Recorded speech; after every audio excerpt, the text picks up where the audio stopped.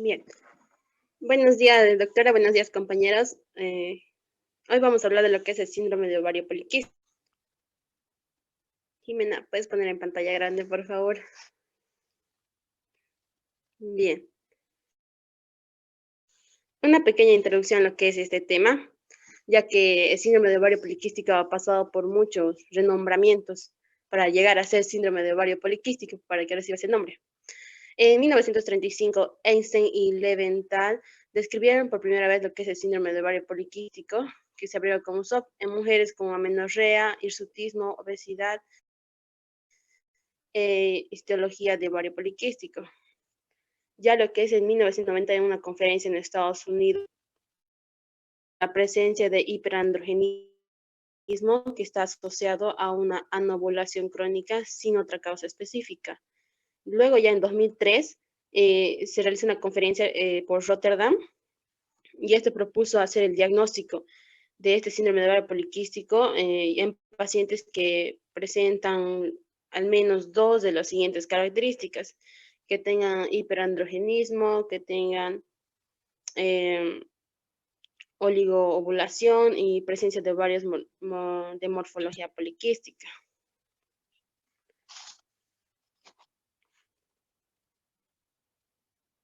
Ya. El síndrome de ovario poliquístico tiene incidencia entre el 6 y 12%. Esto va a depender de los criterios diagnósticos que se vayan a utilizar. También es una de las endocrinopatías más comunes en edad reproductiva y es la causa más frecuente de infertilidad oligoovulatoria. Ahora sí. Ahora, ¿qué es el síndrome de ovario poliquístico? Esto es cuando ocurren o a nivel de los ovarios o a nivel de las glándulas suprarrenales femeninas, hay un trastorno donde va a haber más hormonas masculinas de lo normal. Y esto va a causar el crecimiento de los quistes a nivel de las cavidades, van a estar llenas de líquido en los ovarios. La etiología del síndrome de ovario poliquístico es muy desconocida, pero se cree que puede ser muchas causas, puede ser multifactorial, puede incluir procesos neurológicos, también suprarrenales, a nivel de procesos ováricos, puede ser también de causa metabólica o también de causas ambientales. La interrelación entre ellos aún no se logra aclarar de manera específica. Por ende, va a persistir lo que es la incertidumbre del origen de este síndrome. También el componente genético sigue siendo incierta y no existe pruebas de detección genética que nos lleve a este síndrome. Siguiente, Jimena, por favor. Bien. Dentro de la fisiopatología de este síndrome,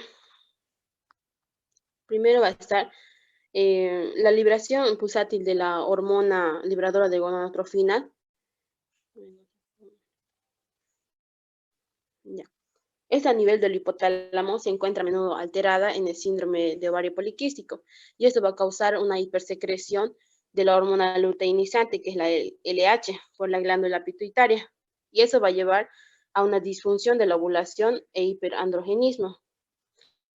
Este trastorno de la secreción de la hormona luteinizante parece surgir tempranamente en la pubertad y también está relacionado con una inhibición alterada de la secreción de la gonadotrofina por efecto de la progesterona. También los niveles de la hormona folículo estimulante a nivel sérico generalmente son anormales y los folículos van a parecer más resistentes a la hormona folículo estimulante en mujeres con síndrome de ovario poliquístico. Ya. Ahora, este efecto puede ser un resultado de mayores niveles intraováricos de la hormona antimulleriana. También se puede destacar que existen variantes genéticas y epigenéticas que van a contribuir a la susceptibilidad a la mayoría de estas alteraciones. En aquí también los factores ambientales en una menor medida, sobre todo, van a exacerbar lo que es la resistencia a la insulina y la secreción no regulada de la gonadotrofina. A nivel ovárico, también los folículos van a mostrar una resistencia que está relativa a, va a estar relacionada a lo que es a la hormona estimulante del folículo, y esta puede ser intrínseca al trastorno. También puede ser una consecuencia de los altos niveles de la hormona antimulleriana secretada por una mayor eh, también lo que es el ambiente a nivel de el ambiente androgénico dentro de los ovarios. Y ese es uno de los factores. También otros factores que también pueden contribuir al desarrollo folicular anormal en el síndrome de ovario poliquístico son los niveles elevados de insulina, que estas van a desregular los factores intraováricos y van a modular lo que es el reclutamiento y el crecimiento folicular. El siguiente.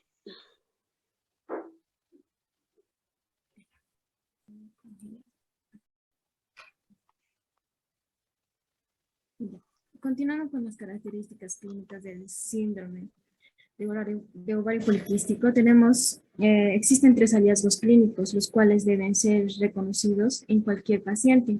Tenemos los signos en la piel que sugieren hiperandrogenemia. Las principales manifestaciones son el hirsutismo, tenemos el acné o la alopecia. En raras ocasiones se presenta con aumento de la masa muscular, la profundización de la voz, hipoplasia mamaria y la clítoromegalia. Estos son hallazgos de virilización.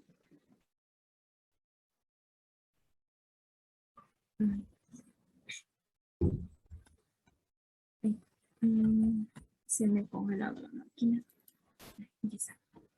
Tenemos lo que es el hirsutismo, que es el exceso de vello. Es una distribución masculina. Refleja la interacción entre los andrógenos circulantes y la concentración local y la sensibilidad del folículo piloso. Para la evaluación de esto debemos utilizar lo que es la escala de Perryman-Guylian, que esta la va a dividir en 9 regiones, como son el labio superior, la barbilla, el pecho, la espalda superior y baja, el abdomen superior e inferior, brazo, el antebrazo, el muslo y la parte inferior de la pierna. Tenemos también lo que son los trastornos relacionados con la disfunción ovulatoria. Estos pueden iniciar en la menarca con un ligero retraso que posteriormente se acompaña de ciclos irregulares, o en la pubertad con irregularidades menstruales. El patrón menstrual típico de esto es la oligomenorrea. Es el sangrado de menos de 35 días o menos de 9 menstruaciones al año. También puede presentarse el patrón de la amenorrea, que son ciclos menstruales mayores a 90 días. También está la polimenorrea, que son sangrados vaginales en periodos de menos de 25 días. Tenemos también lo que es el hallazgo poliquístico, que es típico en uno o en ambos ovarios, esto mediante un ultrasonido preferiblemente transvaginal. Se describe como ovario con 12 o más folículos de 2 a 9 milímetros o un ovario de 10 centímetros cúbicos por ecografía transvaginal.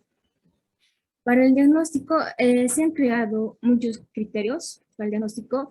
En el año 2012, 29 expertos de diferentes países se unieron para evidenciar la bibliografía sobre este tema.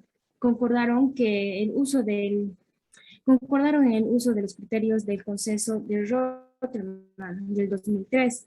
Los criterios que incluyen son el hiperandrogenismo, la oligomenorrea o menorrea, y ovarios poliquísticos. Este debe tener, para diagnosticarlo, debe cumplir 2 criterios de estos 3 criterios, de los 3. Esto debe ir acompañado de la descripción detallada del fenotipo de los pacientes. Tenemos el fenotipo A, el B, C y D. El fenotipo A va a presentar lo que presenta la hiperandrogenismo, ovulación y el criterio ecográfico. El fenotipo de B va a presentar hiperandrogenismo, oligovulación y va a estar ausente el criterio ecográfico. En el fenotipo C vamos a tener presente el hiperandrogenismo, la oligovulación va a estar ausente, el criterio ecográfico es el que va a estar presente. En el fenotipo D solo va a estar presente la oligoovulación. Dentro del diagnóstico diferencial tenemos el hiperandrogenismo. Esto se debe considerar enfermedades a nivel central que fabrican un exceso de hormona que va a producir una retroalimentación positiva en la producción de los andrógenos, como son el prolactinoma, la cogomegalia, la disfunción hipotalámica. También se puede producir por cualquier patología que involucre a la glándula suprarrenal encargada de la producción de la dehidroepiandrosterona y el sulfato de dehidroepiandrosterona. También tenemos lo que es la amenorrea o la oligomenorrea, que deben ser consideradas todas las causas de menorrea tomando en cuenta la consideración el síndrome de ovario poliquístico. Pueden estar ligadas al mismo hiperandrogenismo característico. Entre las posibles causas están la falla ovárica prematura, el hipotiroidismo primario, el hipertiroidismo, hiperprolactinemia, hipogonadismo hipogonadotrófico, aunque en estos últimos casos no es característico el hiperandrogenismo. Tenemos como último la hiperinsulinemia, aunque no forma parte de los criterios de diagnóstico, es un hallazgo frecuente en este tipo de pacientes, por lo cual es importante considerar los antecedentes personales, familiares de diabetes, así como la enfermedad cardiovascular y otras causas. Otras causas de hiperinsulinemia, como es el insulinoma, defectos genéticos de la acción de la insulina y obesidad. También es importante descartar que se esté produciendo por fármacos como el corticosteroides, andrógenos, esteroides, anabolizantes, ácido valproico, danazol, ciclosporina, entre otros.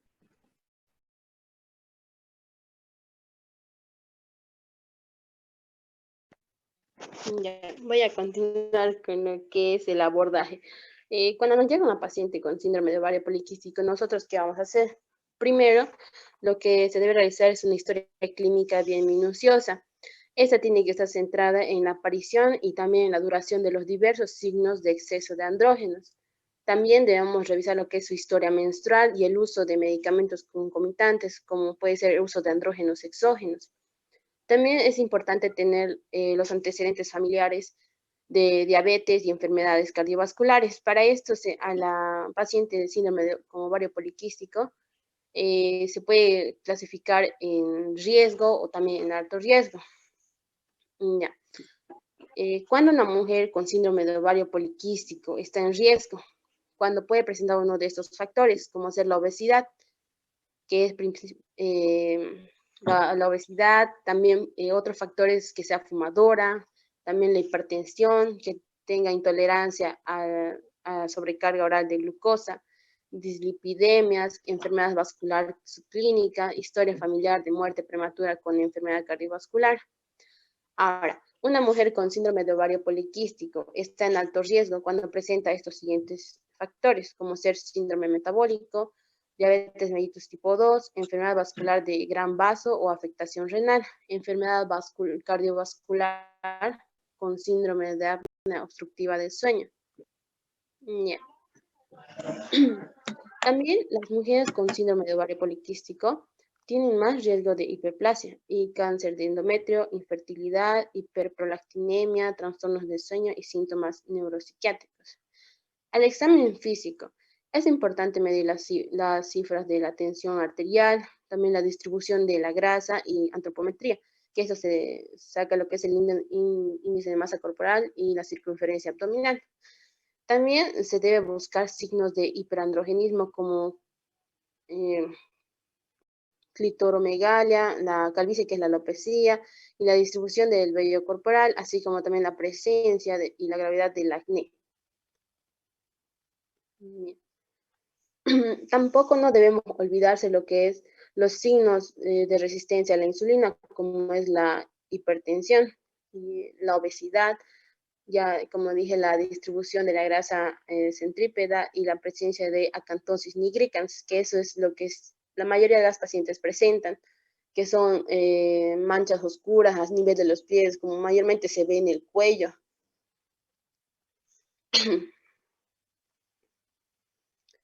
Un poquito de lo que es la acantosis nigricans es una afectación dermatológica que está marcada con una apariencia de musgo, aterciopelada o verrugosidad, o también hiperpigmentación, como lo dije, que es lo más común, la hiperpigmentación. Es frecuente encontrarla en la parte posterior del cuello, en las axilas, debajo de los senos y a nivel de la vulva. Ya. Ahora, el laboratorio. Aquí se debe realizar una serie de laboratorios con el fin de descartar otras patologías aparte de lo que tiene el síndrome de ovario poliquístico. Aquí se pide los que son los niveles de testosterona total o testosterona libre, pero se recomienda lo que es la testosterona total debido a la variabilidad diaria y según el ciclo menstrual. Se debe medir entre las 8 y 10 de la mañana durante la fase folicular. También es un marcador muy sensible, pero no se encuentra disponible para uso clínico, por lo que se sugiere el índice de andrógenos libre.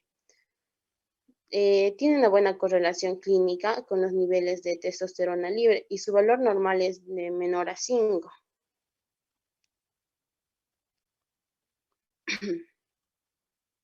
Bien. Otro que se pide es la androstenediona o también la progesterona.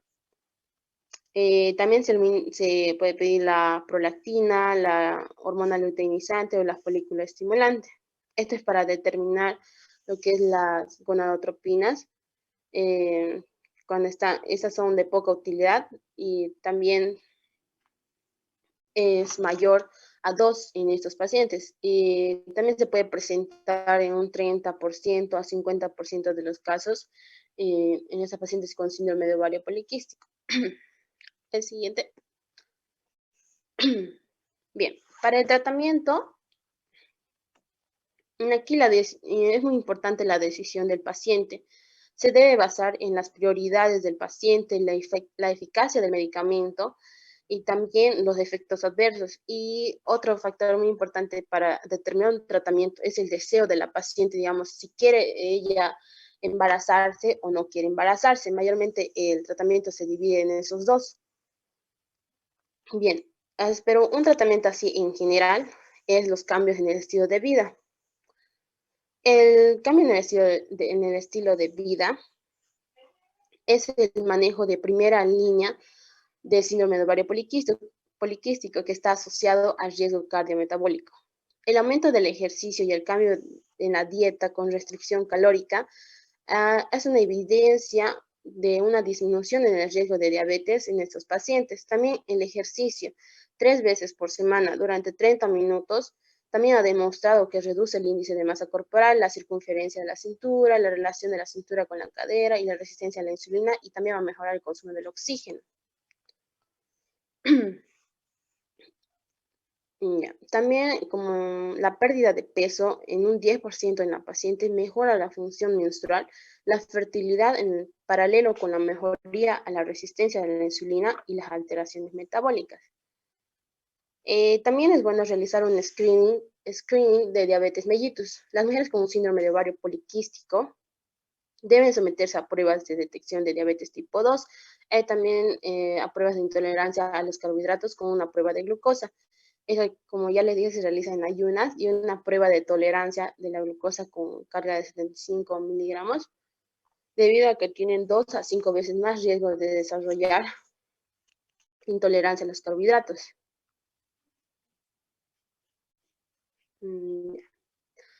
También otro que se puede realizar es un screening de enfermedad cardiovascular. Las mujeres con síndrome de ovario poliquístico también deben someterse a pruebas de detección de riesgo cardiovascular.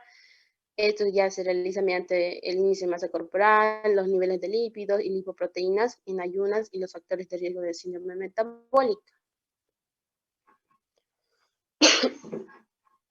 Además, estas pacientes tienen que ser revisadas periódicamente para evitar lo que son los factores de riesgo de esta enfermedad, porque la conversión a intolerancia a la glucosa se acerca al 20% por año. Bien, ahora vamos a ir a lo que es el tratamiento. Siguiente. Bien, vamos a dividir el tratamiento en las pacientes sin deseo de embarazo. Para esto se utiliza lo que son los anticonceptivos orales. En aquí tenemos lo que son las píldoras. Estas se pueden utilizar combinadas que contengan estrógenos y progestina y ya van a disminuir la producción de los andrógenos y van a regular el estrógeno. Existen varias opciones de anticonceptivos, por lo que se utiliza más lo que son las píldoras. Estas es considerado un tratamiento de primera línea para los trastornos menstruales. Estos van a suprimir la secreción de la gonadotrofina y la producción de andrógenos ováricos y el componente estrogénico, y va a aumentar la producción hepática de globulina fijadora de la hormona sexual, y eso va a disminuir lo que es la disponibilidad de andrógenos. También esto es lo que confieren o nos dan una protección endometrial y van a reducir el crecimiento del vello terminal. Otro que se puede utilizar son las progestinas. También los dispositivos intrauterinos, que estos contienen progestina, son una alternativa para lo que es la protección endometrial, pero están asociadas con patrones de sangrado anormal entre el 50% y el 89% de los casos. Además que las pacientes que utilizan este método sienten mucho dolor a nivel, a nivel del útero y muchas veces rechazan este dispositivo. También los agentes sensibilizantes a la insulina. Aquí tenemos lo que es la metmorfina. Esta es una biguanida que va a actuar disminuyendo la producción hepática de glucosa y también va a incrementar lo que es la sensibilidad a la insulina y va a producir una mayor captación periférica, y se utiliza ese como tratamiento ya de segunda línea.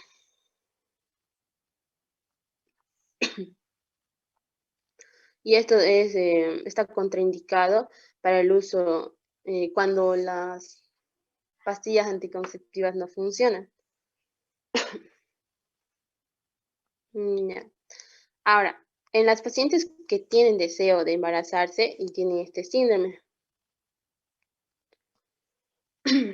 Bien. Aquí no existe un esquema para guiar lo que son las elecciones iniciales y posteriores de los métodos de inducción de la ovulación en mujeres con síndrome de ovario poliquístico. La Sociedad Estadounidense de Medicina Reproductiva y la Sociedad de Europa de Reproducción y de Embriología recomiendan que se debe enfatizar en la importancia de los modificadores del estilo de vida, dejar de fumar y reducir el consumo de alcohol. Esas son las medidas generales para que un tratamiento funcione en una paciente con síndrome de ovario poliquístico. Aquí tenemos unas alternativas, como es el citrato de clomifeno. Este medicamento antes se consideraba como el tratamiento de primera línea para la inducción de la ovulación. La dosis que antes era recomendada era de 50 miligramos a 100 miligramos por día durante 5 días. Este se iniciaba entre el día 2 y el día 2 al día 5 de la menstruación. Este era inducida con progesterona si fuera necesario. Entre un 20% y un 40%, ese porcentaje puede ser de que la paciente sí puede embarazarse a los 6 meses después de haber iniciado el tratamiento. Sin embargo, se ha evidenciado que suele ser menor efectivo por las tasas de nacimientos vivos que el letrozol. Ahora, el letrozol, este es otro medicamento que se recomienda como tratamiento de primera línea sobre el clomifeno. Independientemente del índice de masa corporal de la paciente, principalmente en pacientes oligoovulatorias, tiene una dosis de inicio de 2.5 miligramos que se utiliza por 10 días o que se toma por 10 días, que se puede ir aumentando hasta 7.5 miligramos, y esta está asociada a gestaciones gemellares. Otro medicamento son las gonadotrofinas. Estas se utilizan en mujeres que el citrato de clomifeno ha fallado. Es una alternativa al citrato de clomifeno. La terapia de dosis bajas con gonadotrofinas ofrece más altas tasas de ovulación y desarrollo monofolicular, con riesgo significativo menor de síndrome de hiperestimulación ovárica. Ahora, otro tratamiento para el síndrome de ovario poliquístico es lo que es la perforación ovárica. Esta se recomienda como tratamiento de segunda línea y se realiza una perforación a nivel de los ovarios. Se puede ver aquí, a ver, en esta imagen. Bien. Ya. Para eso se utiliza lo que es la laparoscopía con láser en mujeres subfértiles con anovulación y síndrome de ovario poliquístico indeterminado. Los efectos a largo plazo de la perforación ovárica laparoscópica sobre la función ovárica no están claros. Tampoco hay evidencia disponible que sugiera que mejora las tasas de nacimientos vivos cuando se utilizan solo o en combinación con el citrato de clomifeno. Bien, ahora, un poquito de lo que es en general del síndrome de ovario poliquístico. Esta es una de las patologías más frecuentes que va a afectar lo que es la fertilidad en las mujeres en edad reproductiva. Es un trastorno muy complejo que va a involucrar muchos sistemas de órganos con inicio durante la pubertad.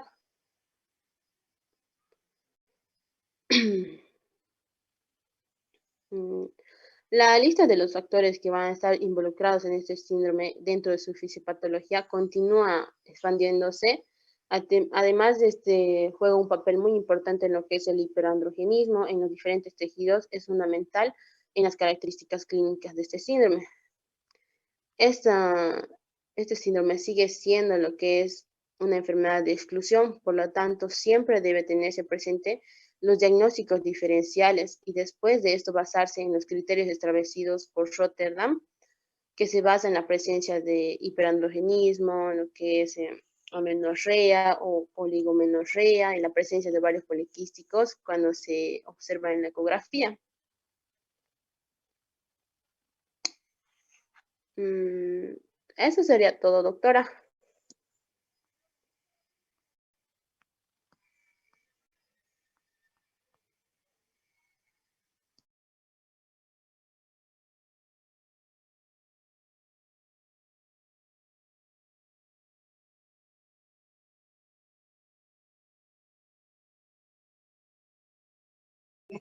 Hola, no les escuché la última parte, por favor. Doctora, ¿del tratamiento o de lo último que hablé?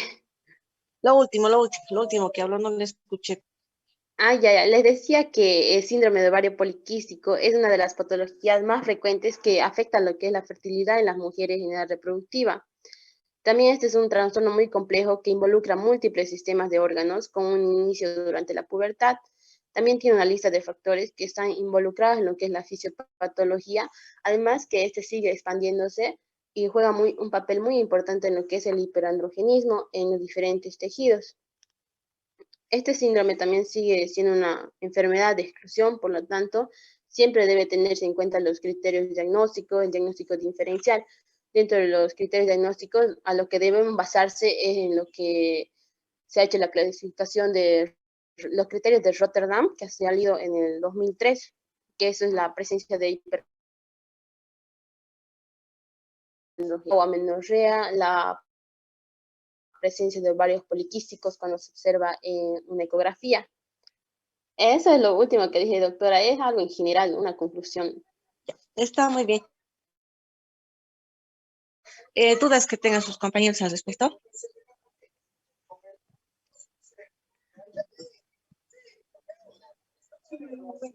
¿No quedan dudas?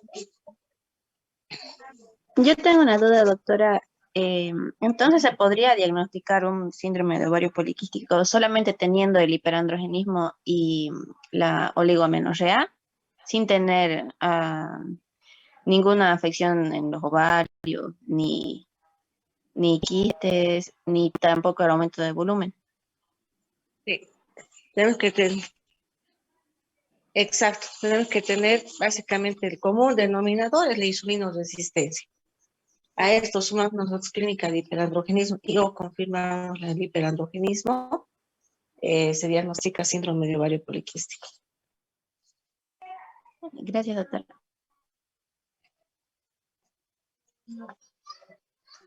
Doctora, ¿les puedo pasar el documento en lo que nos basamos? Porque ese documento es del 2021 de este año, es el más actualizado. Ya, por favor, pásenmelo.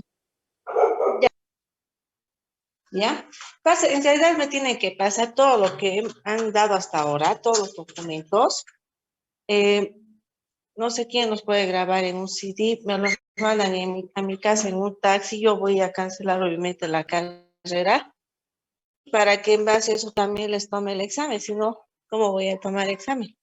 Tengo que tener todos los documentos hasta ahora, todo lo que han hecho, por favor.